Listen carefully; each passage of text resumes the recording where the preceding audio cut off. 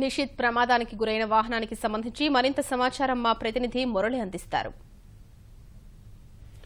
Hyderabad road number 36లో రాత్రి 3 గంటల సమయంలో అతి ప్రమాదకరమైన రోడ్డు ప్రమాదం జరిగింది. ఈ రోడ్డు ప్రమాదంలో ఆంధ్రప్రదేశ్ చెందిన పురపాలక శాఖ మంత్రి నారాయణ కుమారుడు నిషిత్తో పాటు ఆయన స్నేహితుడు రవివర్మ కూడా ఘోరంగా మృతి చెందారు. ఈ రోడ్డు ప్రమాదం జరిగిన దానికి ప్రధాన కారణమైనటువంటి వాహనం మనం చూస్తున్నాం. ఈ వాహనం పూర్తిగా నుజ్జు అయిపోయింది.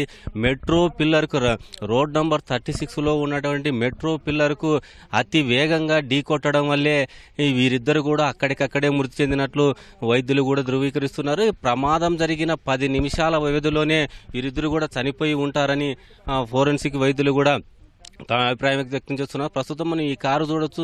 నిషిత్ వారినటువంటి ఈ car Benz car, white colour కలిగినటువంటి ఈ బెంజ్ కారు దాదాపు 2 ఏళ్ల నుంచి నిషిత్ ఈ వాహనాన్ని వాడుతున్నాడు. రాత్రి సమయంలో హైదరాబాద్ నగరంలో కూడా భారీ వర్షం కురిసింది. ఈ సమయంలోనే అత్యంత వేగంగా దాదాపు 150 నుంచి 200 కిలోమీటర్ల వేగంతో ఈ కారు నడపడం వల్లే ఇలాంటి ప్రమాదం చోటు చేసుకుని ఉంటుందని వైద్యులు కూడా చెప్తున్నటువంటి పరిస్థితి. ప్రస్తుతం మనం ఇక్కడ చూడొచ్చు.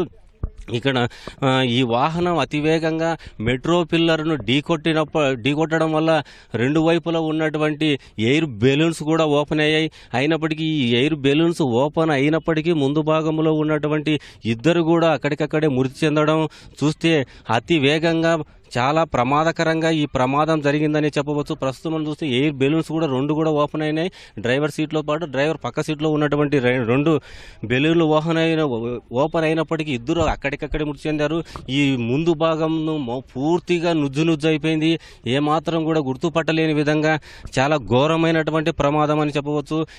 వీళ్ళు రాత్రి 3 గంటల సమయంలో మెట్రో పిల్లర్ పెద్దమ్మ గుడి దాటిన తర్వాత మెట్రో పిల్లర్ దగ్గర ఈ మలుపు దగ్గర అత్యంత ప్రమాదకరంగా వేగంగా ఈ వాహనాన్ని మెట్రో పిల్లర్కు ఢీకొట్టినట్లు అక్కడ ఉన్నటువంటి కొందరు ప్రత్యక్ష సాక్షులు కూడా చెప్తున్నటువంటి పరిస్థితి. ఇక్కడ కొన్ని వాహనాలకు చెందినటువంటి పరికరాలు కూడా పూర్తిగా ఇక్కడ ధ్వంసమయ్యాయి.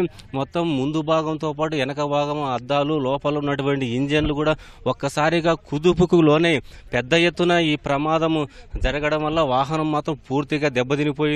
ఈ వాహనంలో ముందు సీట్లో ఉన్నటువంటి ఇద్దరు కూడా అత్యంత ఘోరమైనటువంటి ఈ రోడ్డు ప్రమాదానికి చనిపోయి ఉంటారని వైద్యులు కూడా ధృవీకరిస్తున్నారు. ప్రస్తుతం మనం చూస్తున్నాం ఇక్కడ ఉన్నటువంటి ఈ వాహనాన్ని చూస్తే ఇలా ఇంత అత్యంత ఘోరమైనటువంటి ప్రమాదము ఇటీవల హైదరాబాద్ కాలంలో జరగడం అరుదని పోలీసులు కూడా భావిస్తున్నారు. ఇంత వేగంగా ఇంత అత్యాధునికమైనటువంటి వాహనము అయినప్పటికీ ఎయిర్ బెలూన్స్ ఓపెన్ అయితే ఎవరైనా కూడా ప్రమాదం నుంచి తప్పించుకునేటువంటి అవకాశం ఉంది. కానీ ఇక్కడ 2 ఎయిర్ బెలూన్స్ ఓపెన్ అయినప్పటికీ కూడా ఏమాత్రం వీళ్ళు తప్పించుకునే వీలు లేకుండా అతి వేగంగా ఢీకొట్టడం వల్ల ముందర ఉన్నటువంటి ఇంజన్ భాగంతో పాటు ఈ సీట్లు 2 కూడా ఒక్కసారిగా అతుక్కుపోయినట్లు మనకు ఈ సంఘటన బట్టి తెలుస్తుంది. ప్రస్తుతం మనం చూడొచ్చు ఈ 2 కూడా ముందర వైపు ఉన్నటువంటి ఇంజన్ ఇక్కడ సీటు భాగం 2 ఒక్కసారిగా అతుక్కుపోవడంతో ఈ 2 సీట్లో ఉన్నటువంటి ఇద్దరు కూడా అక్కడి ఈ పరికరాలన్నీ కూడా గుచ్చుకొని అక్కడ తలకు అదేవిధంగా లివర్కు బలమైన గాయాలు తగడం వల్లే వీరిద్దరు కూడా అక్కడికక్కడే మృతి చెంది ఉంటారని పోలీసులు కూడా భావిస్తున్నటువంటి పరిస్థితి మనం చూస్తున్నాం. ఈ కారు ఎంత నుజ్జైంది, ఎంత ప్రమాదానికి గురైంది అనేది మనం ఈ బెంజ్ కారును చూస్తే అర్థమవుతుంది. ఇలాంటి ప్రమాదం జరగడం చాలా దురదృష్టకరం.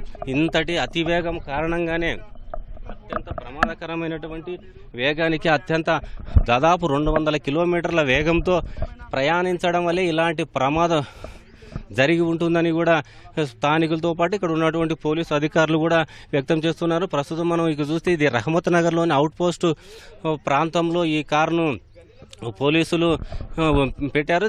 దీంతో పాటు కేసులు కూడా నమోదు చేశారు. 2 మృతదేహాలను కూడా పోస్ట్ మార్టం కూడా పూర్తయింది.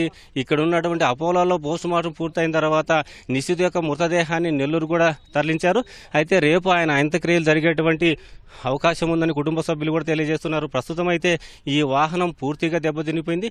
అత్యంత వేగంగా ఈ ప్రమాదం జరగడం వల్లే ఈ ఇద్దరు కూడా నిషిత్తో పాటు ఆయన స్నేహితుడు రవివర్మ కూడా అక్కడికక్కడే 10 నిమిషాల ప్రమాదం జరిగిన 10 నిమిషాల వ్యవధిలోనే చనిపోయినట్లు వైద్యులు ధృవీకరిస్తున్నారు. ఇది ఇక్కడ ఉన్న తాజా పరిస్థితి. కెమెరామెన్ సూర్యతో మురళీ, టీవీ న్యూస్, హైదరాబాద్.